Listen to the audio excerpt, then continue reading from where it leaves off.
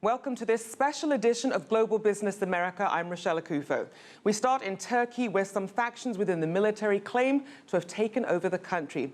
Turkey's Prime Minister has slammed the move as, quote, an illegal action and a coup attempt. Binali Yildirim says he's also called in security forces to deal with the situation.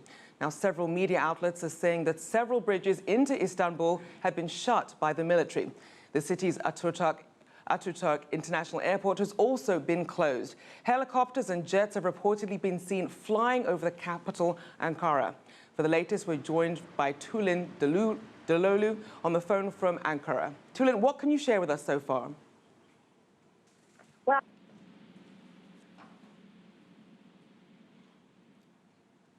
Well, we also have joining us Saruhan Hatipoglu, Global Economics Analyst. Welcome to the show. Now, we obviously know that you have close ties to the country. Walk us through what's happening at the moment. Well, it's anybody's guess at this point, but what looks like started as a coup is actually turning out to be just a resistance by the lower level of the military. And even at that, there are some who are arguing that this was a government attempt actually to consolidate power. And it's going to be utilized by President Erdogan as early as tomorrow. He'll come to Istanbul or Ankara and he'll speak to the people. Again, these are all, of course, rumors, what people are thinking. But it's when I look at it, when I talk to people in Turkey, it doesn't look like a coup to me. This is not how a successful coup really takes place. There's a lot of missing elements in it.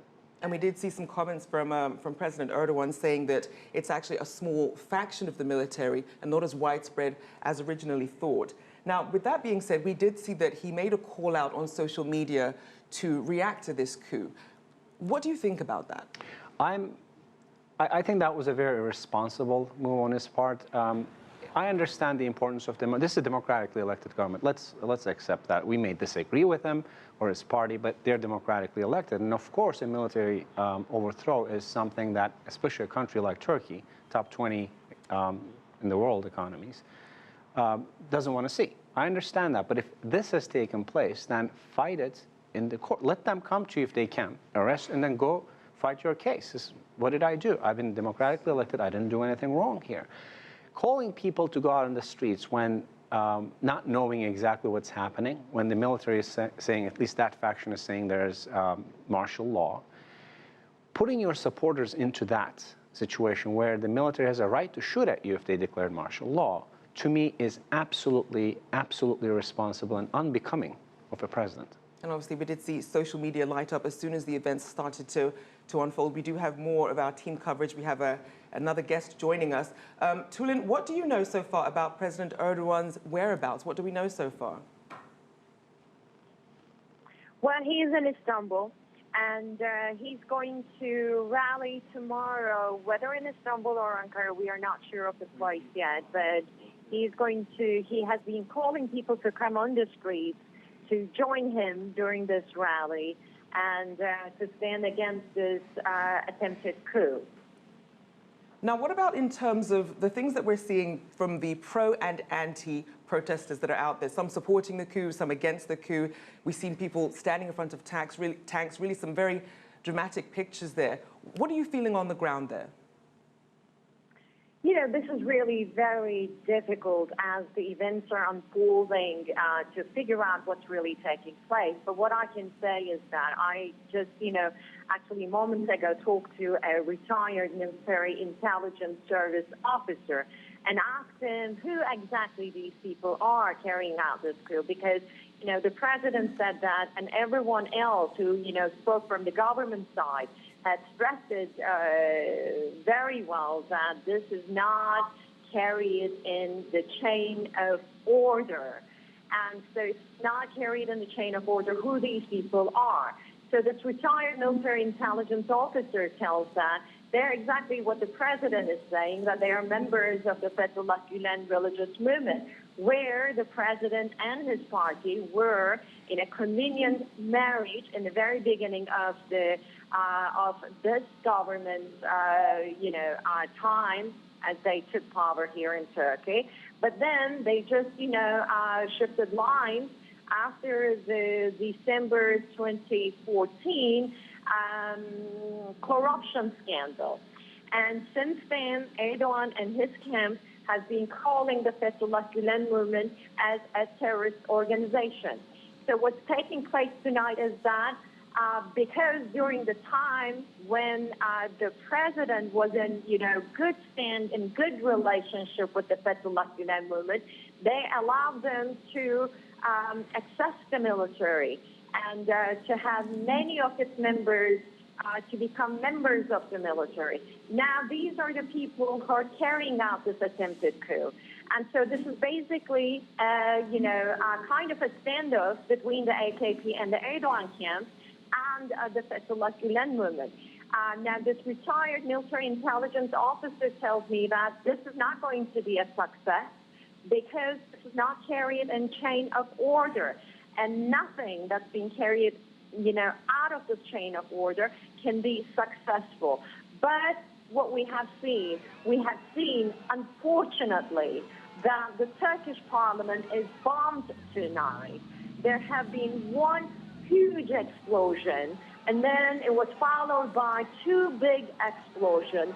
And I am just like 20, 25 kilometers away from the Turkish parliament, and I can tell you my building shook really hard. So whatever hit the parliament, it was very strong. I don't have any TV. I have a very slow internet now. We're having a very interesting and disturbing night here in Ankara today. And so this is what's taking place. All right, thank you so much for your insights, Tulin. Do stay with us. We're also now going to stay in Turkey with our correspondent, Michal Bardovic, joining us now from Turkey. Michal, Erdogan is accusing the Islamic cleric in self-imposed exile in the US in the state of Pennsylvania. What do we know about Fethullah Gülen? This is not the first time that he's accused this cleric of mischief. At one point in 2014, he said that Gülen was trying to create a parallel government. Yes, this is something that he has been accused of for a long time. What's interesting is that they were very close for a long time. Erdogan had been his follower, Gülen's follower, before they drifted apart. It's not clear why that happened, but it is clear that during the last couple of years, whenever there's something going that is against the Turkish ruling Justice and Development Party, the Turkish government, especially Turkish President Tayyip Erdogan, has been blaming Fethullah Gülen for this. And they have actually, Tayyip Erdogan has also accused Gülen of having control within the justice system, within the judiciary.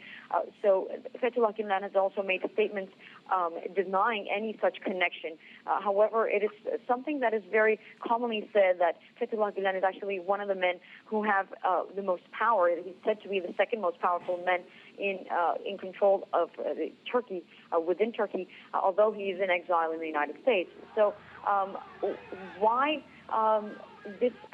they drifted apart is not clear. However, following the corruption scandal, as the Ms. Tulin has already stated, there was a lot of criticism from Turkish President Tayyip Erdogan saying that Gülen was behind him, that they wanted to destroy the ruling Justice and Development Party. So it's not a surprise that, again, when such a coup is taking place, an attempt at least for a coup, that President Erdogan would be blaming Fethullah Gülen for this movement.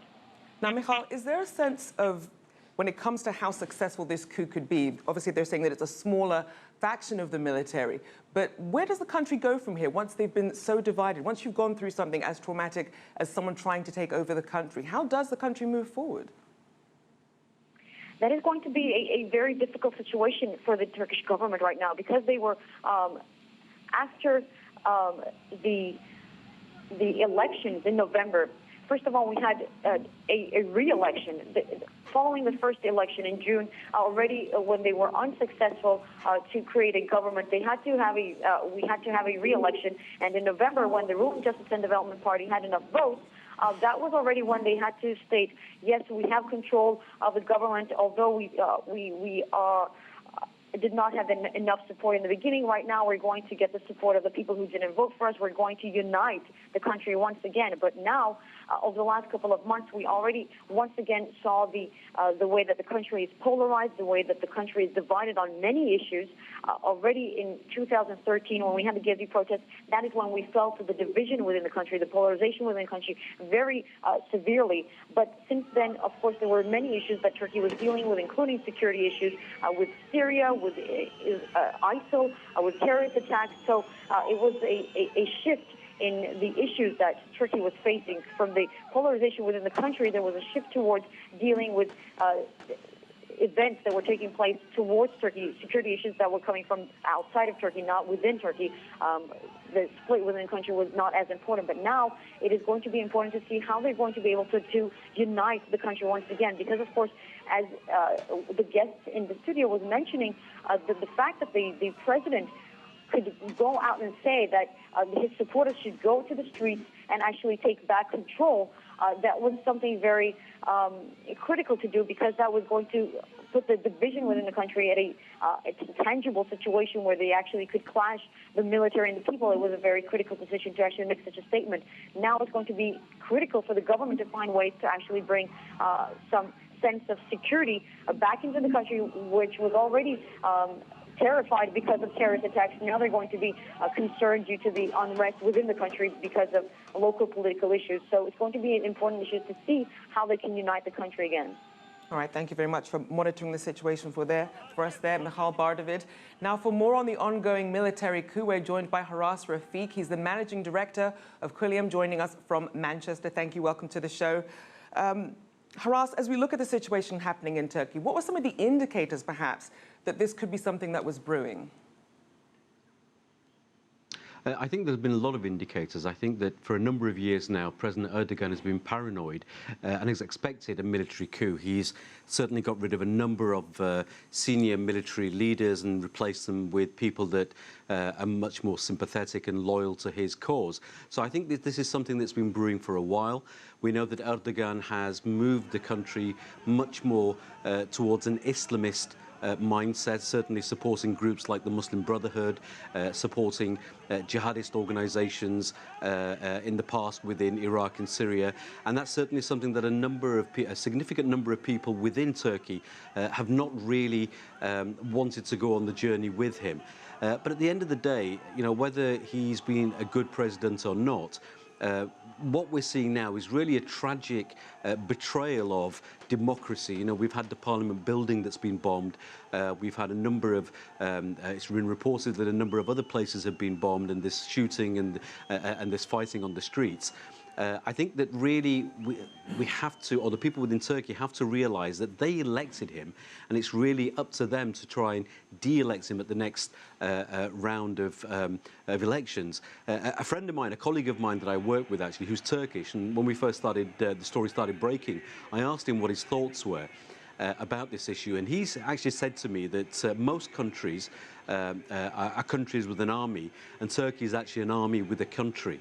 And Turkey has a history of military coups, and I don't think this is the end of it. I think that no matter what happens, this has been a stake in the ground, if you like, a benchmark for things moving forward. And Turkey and politics within Turkey will never be the same as it has been until today.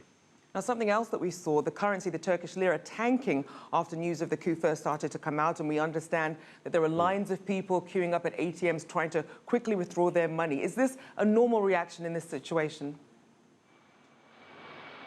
Absolutely. Whenever there is an attempted coup, or whenever there is suspicion of an attempted coup or some sort of civil war, there is always a knock-on effect on the economy, on the people, on the supply of goods, basic goods, food, water, etc., and even access to the funds to be able to buy these basic necessities. And we always find that whenever this sort of thing happens, there is an immediate desire and a response for the general public to either fight or fly, to fight or flee, but also to actually go out and draw money out to make sure that they have funds, liquidity, if you like, to be able to use if they have to get away or if they have to buy certain goods. So that's normal, and I think that that'll carry on certainly for a number of days now. And I think that even no matter what happens tomorrow or the day after, certainly people within Turkey will certainly be very, very cautious and very, very concerned about their ability to be able to go out and function as they can do normally. And of course, in order to do that, they're going to need cash in their pocket.